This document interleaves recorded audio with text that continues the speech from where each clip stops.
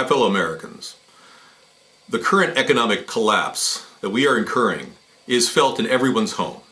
It's Thanksgiving time, and we're all basically scrapping for money, for savings, for growth funds, for retirement accounts, for whatever is going to give you security. Whether it's the food you eat that your children have to survive on, or it's the money in your bank that will help you through retirement years. These are eroding because of the practices of Ben Bernanke. This is serious. The actions of this man in buying up treasury bills for $200 billion worth from, mind you, Goldman Sachs. He's not buying them directly from the Treasury Department. He's buying them through Goldman Sachs. They make a commission on it. This is the most incredibly corrupt scenario our country has ever faced. Not only are we continuing to bleed out as a nation, but we're going to ultimately pay the ultimate price. Our tax dollars, our children's tax dollars, will be continually siphoned off of for decades to come. And worse than that, Barack Obama is outspending any previous president before him. He's on track to hit $3 trillion in a deficit right now. In fact, last year he was $1.9 trillion in deficit. We are currently facing the worst case scenario.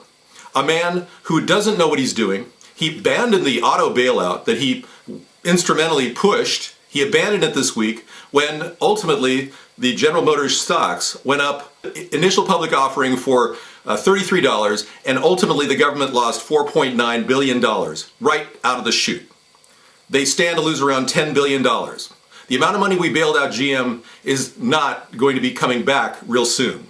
And the estimates that stock is going up are hyperbolic at best.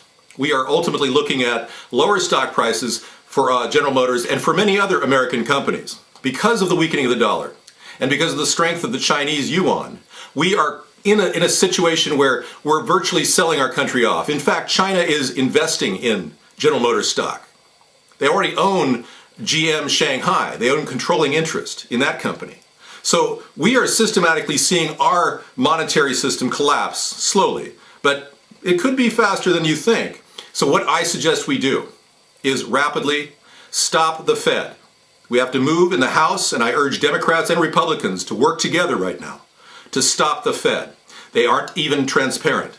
The Government Accounting Office only knows about what they do here in the United States, not anything about their foreign investments. So the Fed is out of control. And this is an organization, a virtual corporation that is not a part of our government.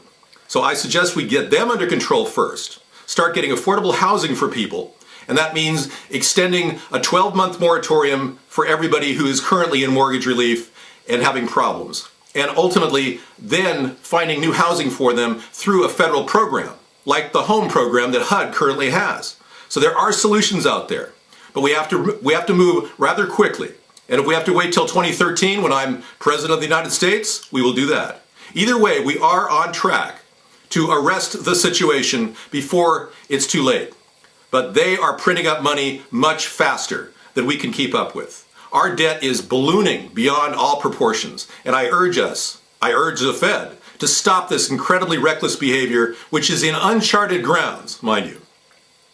And we've got to realize the $200 billion that Barack Obama is trying to cut from the budget right now with his fiscal commission. They want to cut $100 billion from military, $100 billion from domestic. That is not enough. We need to cut a lot more than that. So in an effort to get a zero deficit in 2013, we will be making drastic cuts in federal budgeting, including the military and the war in Iraq and Afghanistan. I urge you to check out americasthirdparty.com and visit us on Blog TV every weekday. I'm Jon Sponheim, and I approve this message. Check us out at americasthirdparty.com.